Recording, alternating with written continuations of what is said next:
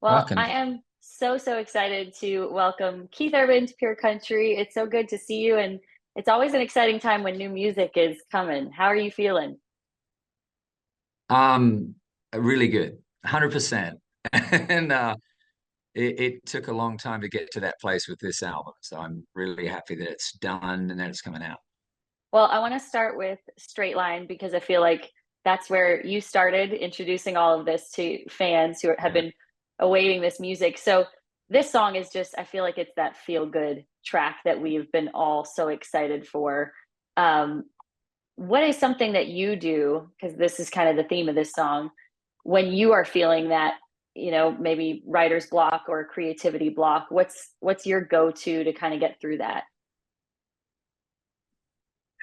Um, Playing music.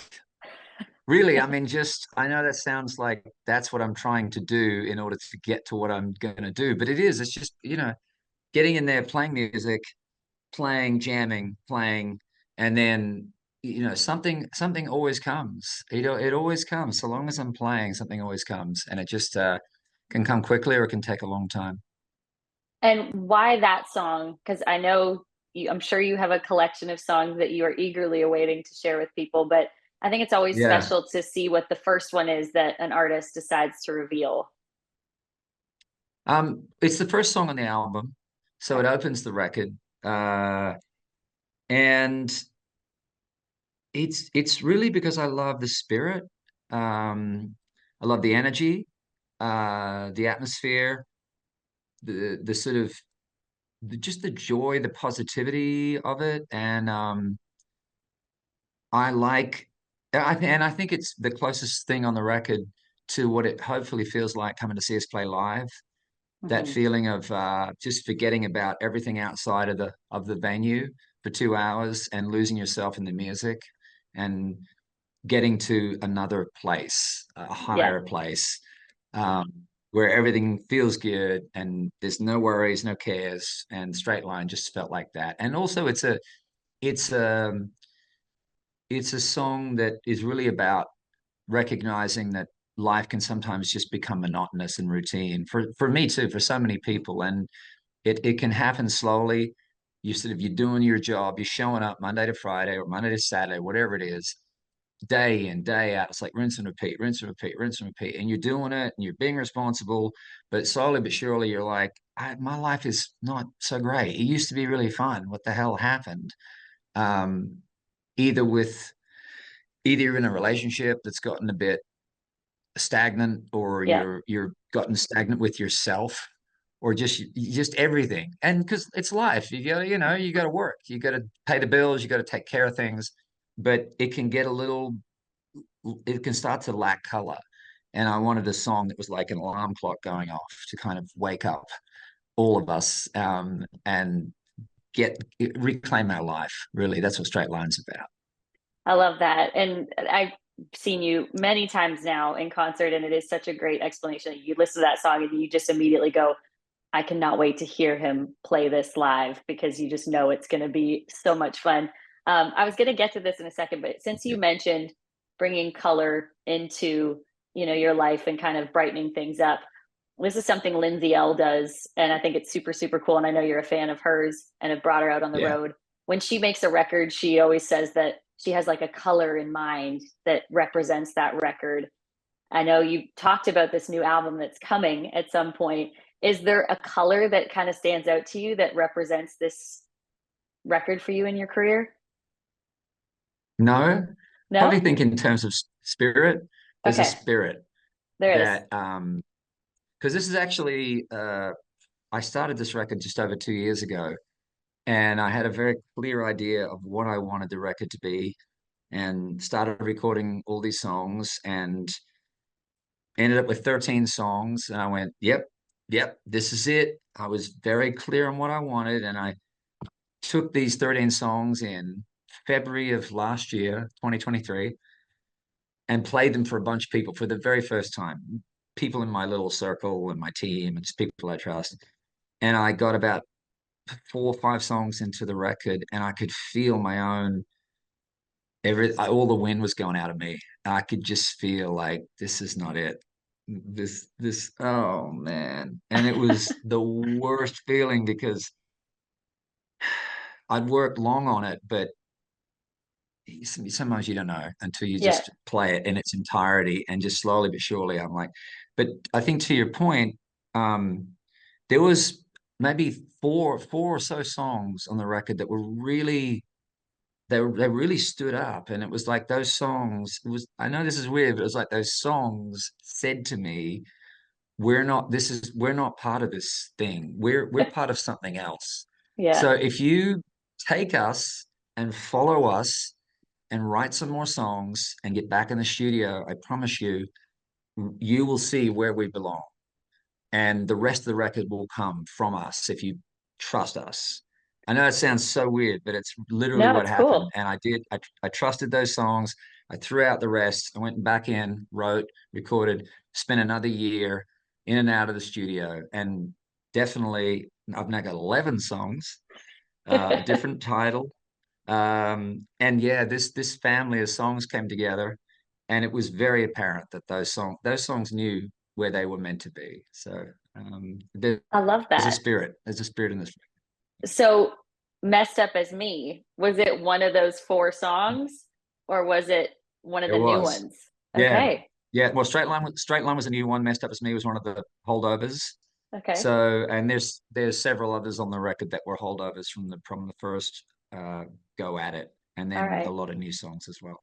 Yeah. And what was it about? Because Messed Up as Me, it's, I first listened through, it's just the hook in that song is so, so, so good. What was it about that one when you first heard it? You went, okay, this one 100% has got to be mine, has to be on this record. Oh, I know this place. I know this relationship. I know this this this relationship where there's one amazing thing about it, and the rest is just dysfunction, toxic, not makes no sense. This person Yeah. and I make no sense except for this one amazing area. So you keep coming back to it, you know. Yeah. This song just nailed it, I thought, for that. Oh, so good. And I think so many people have been in that position, and whatever that one thing is, you stay because you're like, there's a part of it that's good, the rest of it not so much, but we'll stick it out. Yeah.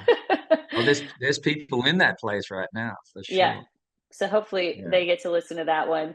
And when we spoke in 2020, you said to me that you have approached making every single record in the exact same way, and they've never came out the same way. Now, when you restarted and made this record, did you approach it the same way as you have in the past, or did you try to change it up? Um, that's a really good question. I guess a mix of both things. Just truth in every song was what drove the through line of everything.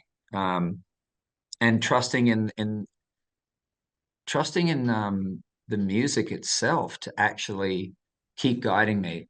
What's the next song? What's the next one? Which, you know, normally I think I know where I want to go, and sometimes I do. And in this case, it literally felt like the music had a much stronger voice of telling me where to go.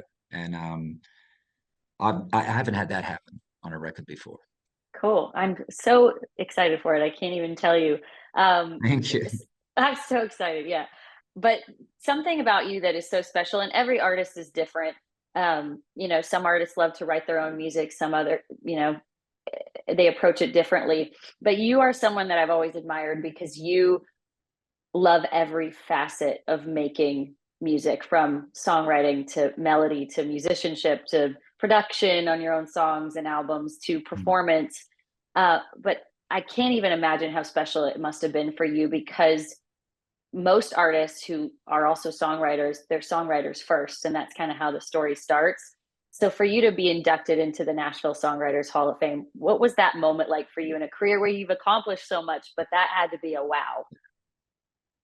Yeah, that was never on my bucket list. Let's put it that way. Only because I didn't consider that to be something that I would be in that just in the running for that, you know. I mean, not in a humble way, but in a genuine way. I just didn't see. I mean, this is a songwriting town. Yeah. Some of the greatest writers in the world are and have been in this town, and the songs have come from Nashville. It's such a songwriting town that to be in the Songwriters Hall of Fame just wasn't something I thought would ever happen. So it was quite surreal. And for Dolly to do the honors was crazy. Yeah, I was gonna say it probably wasn't on your bucket list for Dolly Parton to be the one to welcome you in either.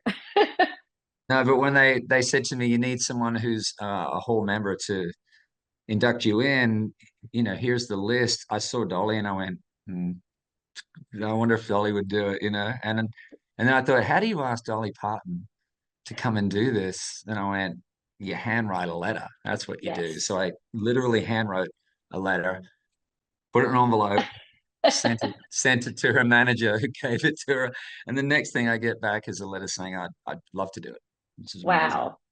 It's so Yeah, it's cool crazy. this point in your career to have moments like that I'm sure still make you feel the same excitement as you did when you first started out. Definitely, definitely. Yeah. I'm a fan. I'm a Yes, I fan of know. artists and music, and yeah. And it's got to be cool for you just before we go because looking at someone like Dolly Parton, who's obviously had a massive impact on you, but sometimes I feel Mm. like you have to be reminded that you continuously have such an impact on other artists. And it's got to be so special to see how many artists, like Breland is one that sticks out for me, who look up to you in such a big way. What does it mean to you when an artist calls you up and asks you to be a part of their project because they respect you so much that they want you on it? Like Rita Ora, you guys have the new song out, Shape of Me. It's got to mean a lot Yeah. to know they respect you that much. Oh, it's extraordinary. Yeah, and I love collaborating. I've certainly done a lot of them over the years. I'm always interested in what I call the third thing. So there's the thing I do, there's the thing they do, and there's this third thing that will be what we do, Yeah, which neither of us have heard before. We don't know what that is, and it's really exciting. So yeah, I love collaborating, and I think it's because I'm a guitar player as yeah, well. So sort of a guitar player's intrinsic nature is to want to find other people to play with.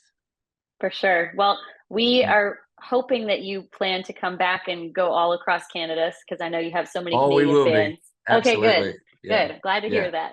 Well, we Yeah. are so That's excited like for my that second record. home. It really, Canada's like my second home. Everybody knows that that's seen us play up there because from day one, when I first played in Canada, it was like, do you remember that band called Blind Melon? And they had a Yes, song called No Rain or no something. I forget what rain. the song was called. But there was a video and there was a girl dressed up as a bee and she didn't fit in anywhere. And somewhere along the line, she ends up finding all these people dressed as bees and she fit right in. That's what I felt like when I played Canada. You fit in with us. We will welcome you with open Yeah, arms yeah. anytime. I found my people. Yeah, That's awesome. Well, we can't wait to have you back yeah. and we can't wait for this record. Congrats on the new music, Keith Urban. Always a pleasure to have you on Pure Thanks, Country. Shannon.